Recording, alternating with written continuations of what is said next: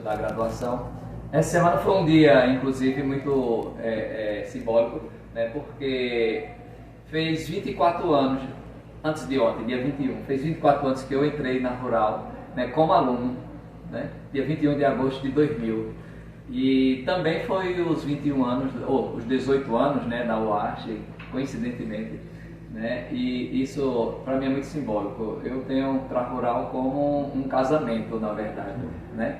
Gosto demais de trabalhar, sempre gostei de trabalhar na Rural e, como eu disse, desde o início, né, na minha graduação, eu comecei realmente trabalhando na área de botânica, né, e permaneci a graduação, fiz iniciação científica, né, e no final da minha iniciação científica já ingressei também no mestrado e depois no doutorado, né, e aí por diante. Depois a gente pode conversar mais um pouco sobre isso.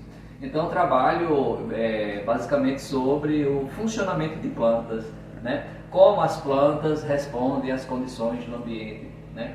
Como as plantas conseguem, por exemplo, florescer em uma determinada época, por que perdem folhas, como é que renova a folha, questão de órgãos de reserva, né? Tudo isso faz com que a gente entenda como a planta está respondendo a determinada condição do ambiente, né?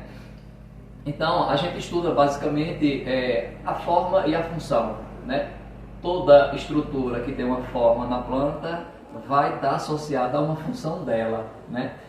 E também a história evolutiva dela, né? De como ela, por que ela tem essa resposta ao ambiente, né?